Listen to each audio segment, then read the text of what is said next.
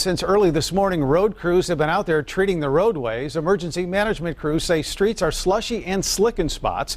They're urging everyone to use extra caution. RTV6 reporter Chance Walzer has more now from Hamilton County. Yeah, we're about 96th and Meridian, and at times today the snowfall has been steady, but to be honest with you, at least for much of the morning, motorists haven't had much to contend with. From Howard to Marion County, plows were out before the sun came up, treating the roads with salt and scraping away what little snow there was.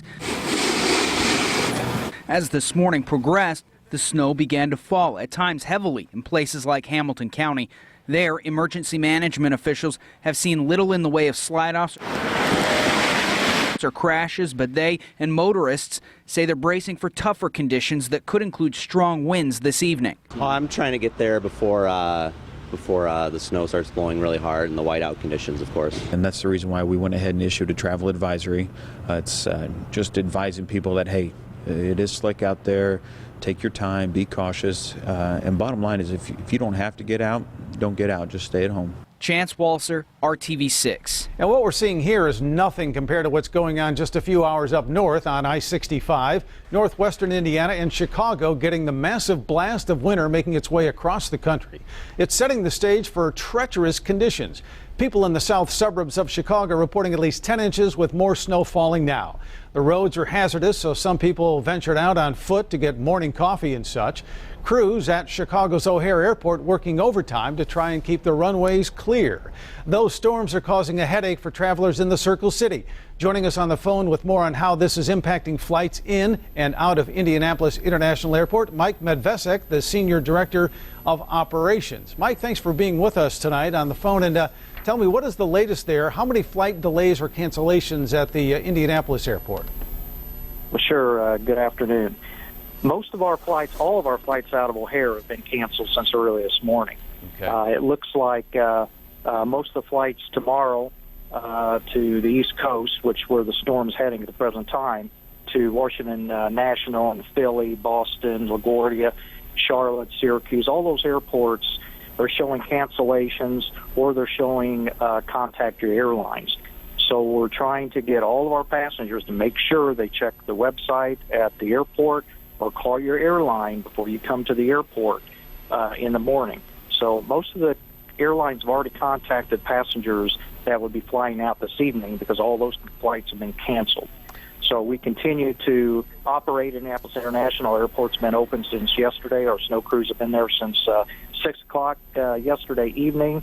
And right now we're mainly dealing with diverted airplanes that normally would be flying into Chicago. Since we're not able to get in there, they're coming into Indianapolis.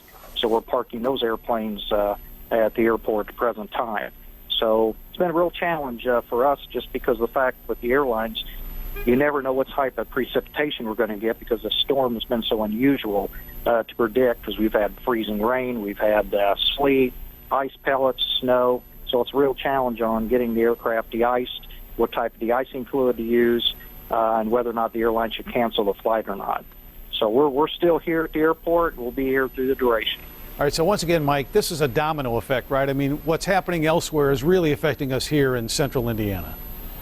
Oh, absolutely. Anyone flying through another airport, if you're up in Chicago trying to get to Indy or going out, departing to Chicago or any of the other airports on the East Coast, it's a domino effect because most of these people flying to these hubs are actually flying overseas to other countries. Yeah. Now all those flights are being canceled. Sure. Or you're stuck in another airport somewhere else in the country. And once again, tell our viewers where they need to go to find out about flight cancellations. I know the Indianapolis International Airport, you've got a good website and a tab on that website where people can go and you keep updates on that as well, right?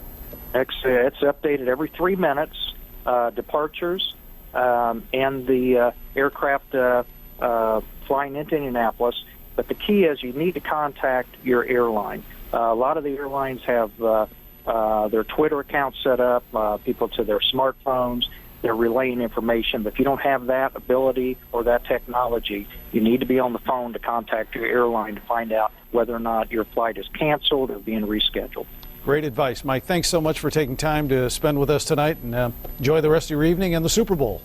Well, we'll be doing a little bit of both.